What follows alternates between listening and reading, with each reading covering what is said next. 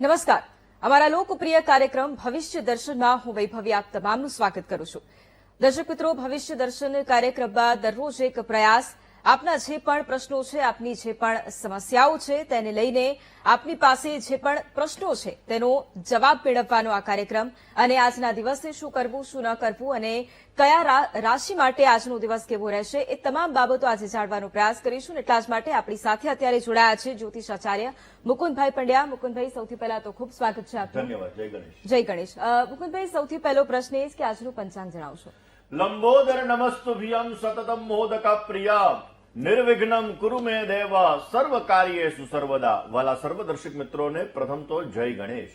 દર્શક મિત્રો, આજે લાભ પાંચમનો પવિત્ર પાવન દિવસ છે. આજે વ્યાપારી વર્ગ પોતાની પેઢી ખોલવા માટે એટલે કે પોતાના વ્યવસાયના ક્ષેત્રની અંદર જઈ માં લક્ષ્મીજીની આરાધના કરી, કુલદેવીની આરાધના કરી, ભગવાન ગણપતિની આરાધના કરી અને આખું વર્ષ પોતાના જીવનની અંદર પ્રગતિ મળી શકે, વ્યાપારની અંદર વૃદ્ધિ પ્રાપ્ત થાય, સુખ સમૃદ્ધિની પ્રાપ્તિ થાય એ માટેની પ્રાર્થના કરીને આજના દિવસે પેઢી ખોલતા હોય છે અને પેઢી ખોલીને પોતાના ચોપડાની અંદર મિતિ ભરતા હોય છે. તો આ વર્ષ મારા વ્યાપારી બંધુઓ માટે, નોકરિયાત વર્ગ માટે તેમજ દરેક દર્શક મિત્રો માટે લાભદાયી રહે એવી લાભ પાંચમના દિવસે માં લક્ષ્મીજીના ચરણ કમલની અંદર અને સિદ્ધિવિનાયકના ચરણ કમલની અંદર પ્રાર્થના. દર્શક મિત્રો, વાસ્તુ આપણા જીવનની અંદર બહુ મહત્વનું છે, કારણ કે વાસ્તુના આધાર ઉપર આપણે આપણા કાર્યોને સિદ્ધ કરી શકતા હોઈએ છીએ. ઘણી બધી વખત એવું બનતું હોય છે કે આપણા ઘરનું વાસ્તુ બગડેલું હોય, આપણી ઓફિસનું વાસ્તુ બગડેલું હોય તો એના લીધે આપણા જીવનની અંદર સમસ્યાઓનું સર્જન થતું હોય છે. નાની નાની બાબતોનો જ્યારે આપણે ખ્યાલ નથી રાખતા હોતા ત્યારે એના લીધે આપણા જીવનમાં સમસ્યાઓ સર્જિત થાય છે અને એના લીધે આપણા જીવનની અંદર આવક કરતા જાવકનું પાસું વધે છે, ઘરની અંદર મેન્ટલી ડિસ્ટર્બન્સ વધે છે, ઘરની અંદર હેલ્થ રિલેટેડ ઇસ્યુ ક્રિએટ થાય છે અને આના લીધે જ આપણા જીવનની અંદર ડગલે ને પગલે આપણે સંઘર્ષોનો સામનો કરવો પડે છે. તો દર્શક મિત્રો, વાસ્તુ સમૃદ્ધિ કેવી રીતે આપી શકે આ વિષય ઉપર આજે આપણે ચર્ચા કરવી છે, પરંતુ એ પેલા વાત કરીએ આજના પંચાંગની. દર્શક મિત્રો, આજના પંચાંગની જો વાત કરવામાં આવે તો આજે તારીખ 26/10/2025 અને રવિવારનો આજે દિવસ બની રહ્યો છે. કારતક મહિનાના શુક્લ પક્ષની આજે પાંચમની તિથિ છે. આજના દિવસની અંદર સવારના પોરમાં જ્યેષ્ઠા નામનું નક્ષત્ર છે જે 10:45 પરિપૂર્ણ થશે અને ત્યારબાદ મૂળ નામના નક્ષત્રનો પ્રારંભ થશે. શોભન નામનો યોગ રહેશે, ભવ નામનું કરણ રહેશે અને 12 રાશિઓનું ભવિષ્ય કથન જેના આધાર ઉપર કહેવામાં આવશે એવું ચંદ્રમાનું ભ્રમણ આજના દિવસની અંદર વૃશ્ચિક રાશિની અંદર સવારે 10:45 સુધી રહેશે. એટલે કે સવારે 10:45 સુધીમાં જે બાળકોનો જન્મ થશે તેમની રાશિ વૃશ્ચિક રહેશે, જેના અક્ષર ન અને ય રહેશે. અને ત્યારબાદ એટલે કે 10:45 પછી જે બાળકોનો જન્મ થશે તેમની રાશિ ધન રહેશે, જેના અક્ષર ભ, ધ, ફ અને ઢ રહેશે. તો આજે જન્મનાર બાળકોનું ભવિષ્ય સુંદર, સુખમય, આનંદમય, હર્ષમય, લાભમય રહે એવી શુભકામના સાથે જય ગણેશ. બિલકુલ. અને મુકુંદભાઈ, આજનું પંચાંગ તો જણાવ્યું, એની સાથે આજે દિન વિશેષમાં શું રહેશે?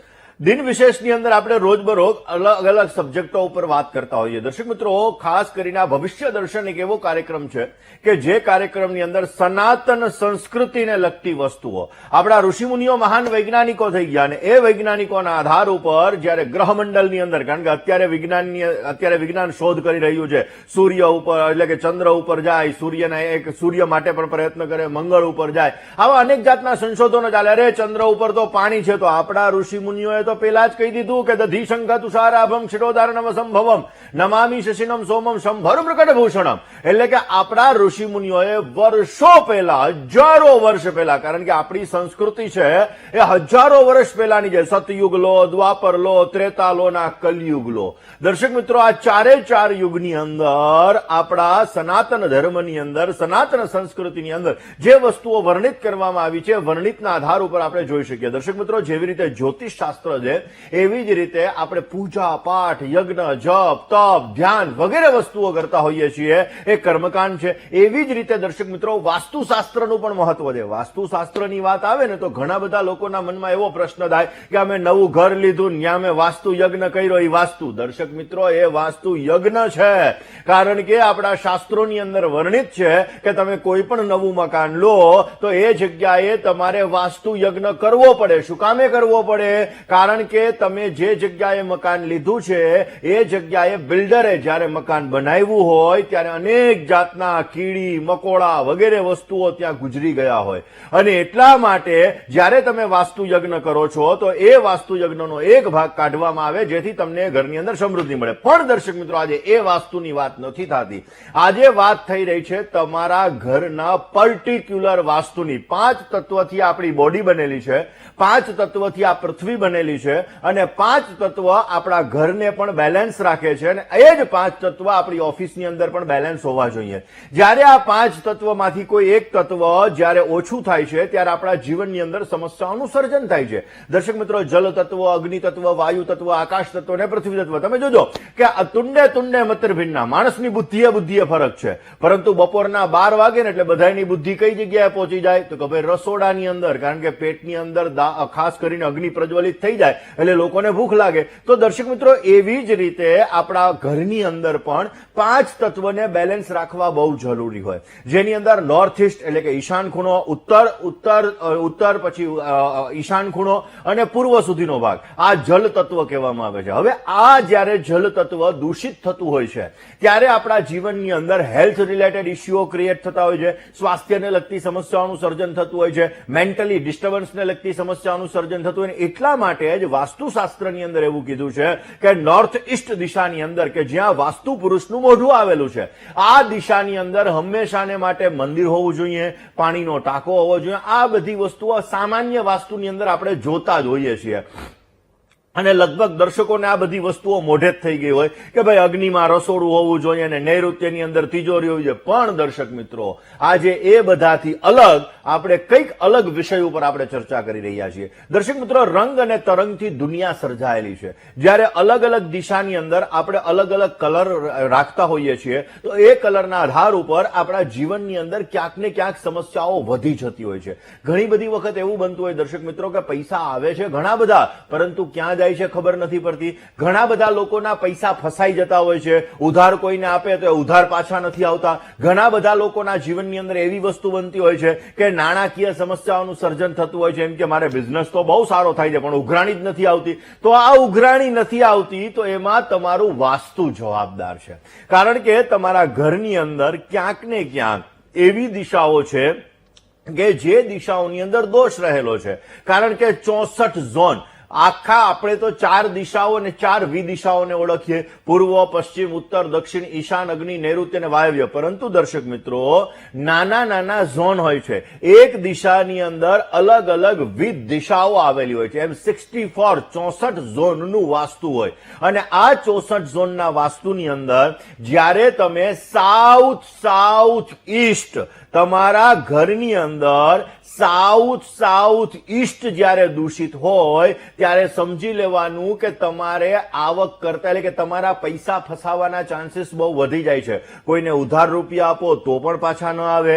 ક્યારેક તમારા બિઝનેસની અંદર ઉઘરાણી પણ નથી આવતી. આ બધી વસ્તુઓ તમારી દક્ષિણ પૂર્વ દિશા જ્યારે દૂષિત થતી હોય છે ત્યારે આવી સમસ્યાઓનું સર્જન થાય. હવે તમને એવો વિચાર આવે કે ભાઈ અમને કેમ ખબર પડે કે આ દૂષિત થાય છે? તો દર્શક મિત્રો, એ જગ્યાએ તમે અરીસો રાખ્યો તો પણ એ દૂષિત થાય છે, કારણ કે એ દિશા અગ્નિ તત્વની દિશા છે. હવે પાણીને ને અગ્નિને ક્યારેય બનતું નથી. અગ્નિ પ્રજ્વલિત હોય ને તમે એમાં જલ પ્રધરાવો તો શું થાય? અગ્નિ બુઝાઈ જાય છે. તો એવી જ રીતે દર્શક મિત્રો, જ્યારે સાઉથ ઈસ્ટ દિશા એટલે કે દક્ષિણ પૂર્વ દિશા, આ દિશાની અંદર અરીસો આવે છે તો ક્યાંક ને ક્યાંક તમારે ફાઇનાન્સને લગતી સમસ્યાઓનું સર્જન થાય છે, પૈસા તમારા ફસાવાને લગતી સમસ્યાઓ થાય.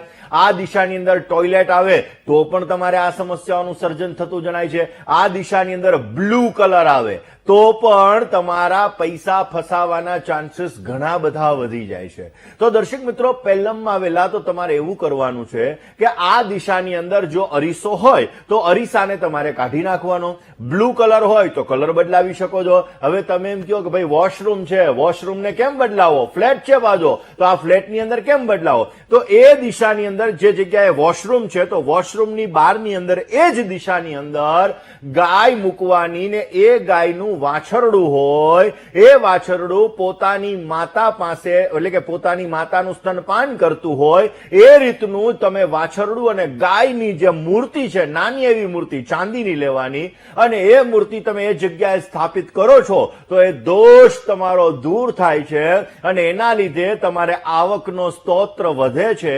તમારા પૈસા જે ફસાયા હોય, નાણાં જે ફસાયા હોય એ ધીમે ધીમે ધીમે મંદ ગતિએ પાછા આવતા જણાય છે. દર્શક મિત્રો, વાસ્તુ વિજ્ઞાન સાથે જોડાયેલું છે, કારણ કે રંગ અને તરંગની દુનિયા છે. જ્યારે આપણે આ દુનિયાની અંદર અલગ અલગ વસ્તુઓ આપણા જીવનની અંદર ઇફેક્ટ કરતી હોય છે તો એ ઇફેક્ટના આધારે આપણે ઘણી બધી વખત શું હોય કે આપણે અલગ અલગ કલરો છે જોઈએ તો આપણા માઇન્ડમાં નેગેટિવિટી આવી જતી હોય, અમુક કલર્સ આપણે જોઈએ તો આપણા માઇન્ડની અંદર પોઝિટિવિટી આવી જતી હોય. એવી જ રીતે દર્શક મિત્રો, આપણો બેડરૂમ છે, આપણું કિચન છે, આપણો ડ્રોઈંગ રૂમ છે, આ બધી જગ્યાએ વાસ્તુશાસ્ત્રની અંદર અલગ અલગ દિશા મુજબ કલર સૂચવેલા છે.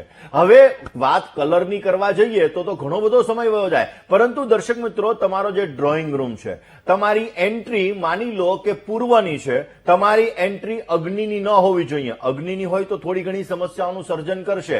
એમાંય પાછી નૈઋત્યની એન્ટ્રી એટલે કે સાઉથ વેસ્ટની એન્ટ્રી હોય તો પણ તમારા જીવનની અંદર સમસ્યાઓનું સર્જન કરે. તો આની તો રેમેડી કરી જ લેવાની છે. પરંતુ દર્શક મિત્રો, તમારો ડ્રોઈંગ રૂમ છે, આ ડ્રોઈંગ રૂમની અંદર તમારું બાળક છે, ભણવામાં નબળું છે, યાદશક્તિ નથી રહેતી, એના જીવનની અંદર નવા નવા વિચારો નથી આવતા, તમને નવા નવા આઈડિયાઝ નથી આવતા, તમારા જીવનની અંદર તમારો ગ્રોથ નથી થતો, તો સમજી લેવાનું કે તમારી સાઉથ ઈસ્ટ દિશા ક્યાંક ને ક્યાંક એના માટે જવાબદાર છે. તો સાઉથ ઈસ્ટ દિશાની અંદર બની શકે ત્યાં સુધી યશોદા માતા માખણને વલોવતા હોય અને ભગવાન કૃષ્ણ એની બાજુમાં બેસીને માખણને આરોગતા હોય એવું તમે ચિત્ર જો સાઉથ ઈસ્ટ દિશાની અંદર તમે લગાડશો તો નવા નવા વિચારો તમને આવશે, નવા નવા આઈડિયાઝ આવશે અને એ આઈડિયા તમારા બિઝનેસની અંદર ગ્રોથ ઘણો બધો કરશે. દર્શક મિત્રો, આમ વાસ્તુશાસ્ત્રની અંદર નાના નાના ઉપાયો તમારા જીવનની અંદર સમૃદ્ધિ આપે છે. કેવી રીતના ઉપાયો કરવા જોઈએ,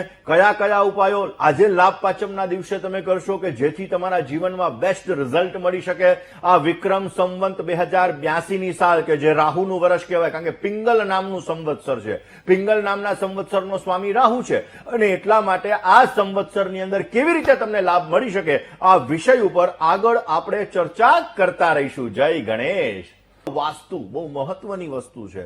આપણા ઘરની અંદર નાની નાની વસ્તુઓ જ્યારે આપણે સારી રીતે નથી રાખતા ત્યારે આપણા જીવનમાં સમસ્યાઓનો દોર ચાલુ થાય છે. એક્ઝામ્પલ તરીકે, તમારા ઘરની અંદર તમારું વોશિંગ મશીન છે, જો એ સાચી દિશાની અંદર નથી તો તમારા રિલેશનો ખરાબ થઈ શકે છે. તમારા ઘરની અંદર તમારું મિક્સચર જો સાચી દિશાની અંદર નથી તો સંબંધોની અંદર કડવાહટ આવી શકે છે. આ જ બધા વિષયો ઉપર આજે આપણે ચર્ચા કરતા રહીશું. જય ગણેશ. ખાસ આપણે વાસ્તુની, દર્શક મિત્રો, વાસ્તુશાસ્ત્રની અંદર અલગ અલગ જે નિયમો હોય છે, આ નિયમોના આધાર ઉપર આપણા જીવનમાં બેસ્ટ રિઝલ્ટ મળતું હોય છે. હવે ઘરનું બ્રહ્મસ્થાન એટલે આકાશ તત્વ કહેવાય. હવે ઘરનું બ્રહ્મસ્થાન એટલે તમારા ઘરનું એક્ઝેક્ટ મિડલ. હવે ઘણા બધા લોકો એમ કહે કે અમારું કન્સ્ટ્રક્શન કરેલું હોય એનું મિડલ જોવાનું, કે અમે પ્લોટની અંદર એટલે કે અમારે બંગલો છે, ટેનામેન્ટ છે, તો એ પ્લોટનું મિડલ જોવાનું. તો દર્શક મિત્રો, વાસ્તુની અંદર અલગ અલગ રીતે વસ્તુઓ જોવાતી હોય. એક્ઝામ્પલ તરીકે, પહેલા તમારા આખા ઘરનું બ્રહ્મસ્થાન એટલે કે તમારા આખા પ્લોટનું બ્રહ્મસ્થાન જોવું પડે, પછી તમારા ઘરનું બ્રહ્મસ્થાન જોવું પડે. બ્રહ્મસ્થાન હંમેશાને માટે તમારું ખાલી હોવું જોઈએ. બ્રહ્મસ્થાન ઉપર બની શકે ત્યાં સુધી કોઈ પણ પ્રકારનો વજન ન આવવો જોઈએ. બ્રહ્મસ્થાન એટલે શું? વાસ્તુ પુરુષની નાભી. આપણી નાભી ઉપર કોઈ પણ પ્રકારનું વજન રાખવામાં આવે તો કેવી સમસ્યાઓનું સર્જન થાય. હવે ઘણા ઘરોની અંદર મેં બ્રહ્મસ્થાનની અંદર રસોડું એટલે કિચન જોયેલું છે અને પછી એ લોકોના જીવનમાં સમસ્યાઓનો દોર એક પછી એક ચાલુ થાય. એનું મેઇન રીઝન છે તમારું બ્રહ્મસ્થાન. એટલે તમારું બ્રહ્મસ્થાન છે એ જગ્યાએ ક્યારેય પણ તમારું કિચન ન હોવું જોઈએ, વજન ન હોવો જોઈએ, વોશરૂમ ન હોવો જોઈએ. આ બધી વસ્તુઓનું તમારે વિશેષ માત્રામાં ધ્યાન રાખવું જોઈએ. દર્શક મિત્રો, એક દિશાની અંદર અલગ અલગ પદ હોય છે.